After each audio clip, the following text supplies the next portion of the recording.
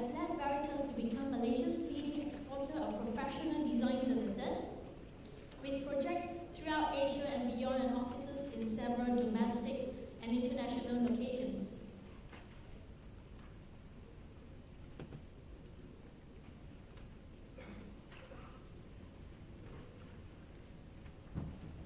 He's also very active in promoting entrepreneurship and has won himself several awards for his entrepreneurial accomplishments. Today, we are blessed to have him here to speak to us on the changing Malaysian architecture landscape. Let's put our hands together to welcome Mr. David Nizam Hashim. Good afternoon, everyone. Kate Tay, Organizing Chairman of MAREC13, Nixon Paul, President of the Malaysian Institute of Estate Agents, MIA, and Dr. Hashim, President of Board of Valuers, Appraisers, and Real Estate Agents. Ladies and gentlemen, it's a pleasure to be here today. I always used to think that giving a talk after Dr. Michael Yam was a hard act to follow, but I think a tougher challenge is that lunch is in about 45 minutes. So I'm going to try very hard to keep you all, keep your attention. The presentations that we've heard so far today talk about a future, a glorious future for the city of Kuala Lumpur. I think what I'm going to try to do is to give that vision some solid background by putting some visuals in front of you of what the future will be. If you look at the program, the original topic of my presentation was the changing Malaysian architectural landscape. But when I began to understand what this word, about the title of this presentation, this conference, Managing Future Challenges, I began to think that, no, let's think bigger. Let's think about where the future is going and how we can all be a part of that. So I've changed my title to the 21st Asian City, the Metropolis.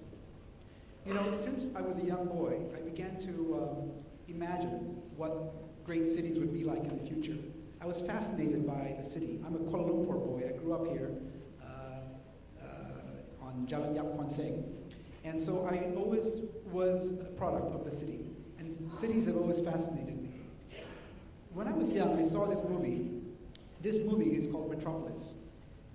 This movie was made in 1927 by a famous German cinematographer, Fritz Lang.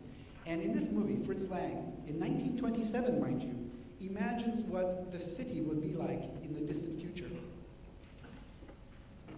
And just let these images absorb you for a minute.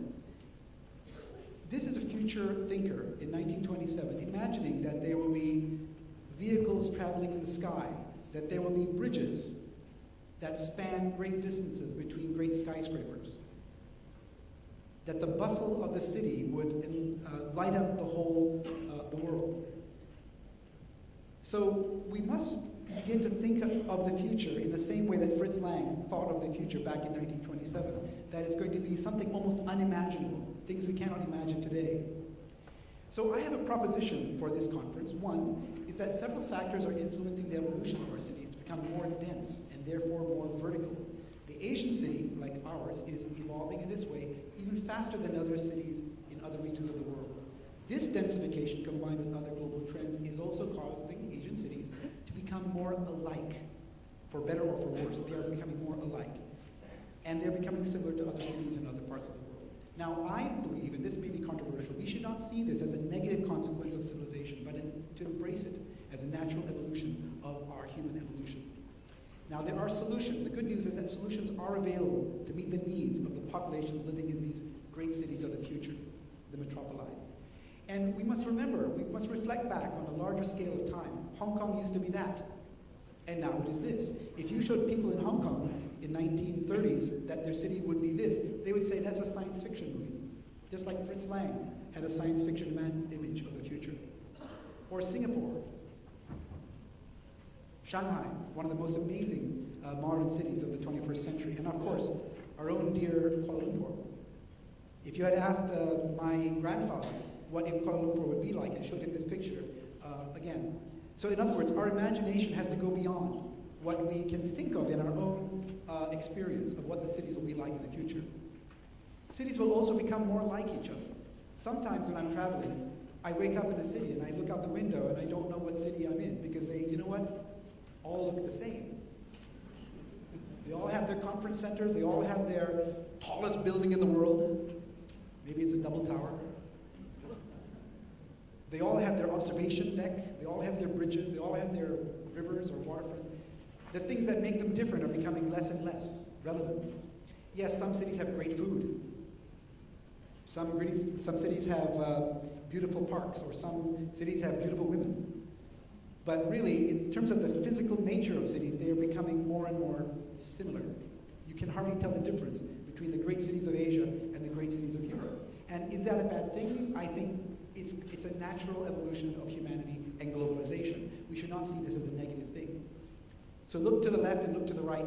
The cities of the world are becoming similar. So if you want to learn about what cities in Asia will be like, our own Kuala Lumpur, we go to New York, we go to Dubai or London, and we see what has been done, and these are what is coming here. The people in these cities are also becoming alike. If you live in Kuala Lumpur, if you live in the conurbation of KLKV, Klang Valley, this will be your experience. You will have a lot in common with somebody from Berlin. You can have a conversation from someone in London about the same issues that you go through, and you will have nothing in common with these people, who have more in common with each other. I always point this out. I have more in common with somebody living in London high-rise buildings than I have with a farmer living in Tregatten, who I have nothing in common with. And that's the nature of globalization. I'm reminded of this book. It's a fascinating book. In this book, Invisible Cities, it's a fiction. It's a story of Marco Polo, who comes from Europe, and he's in the court of the great Kublai Khan, who is declining in his old age. And Marco Polo tells him stories of great mythical cities that he's visited in his past.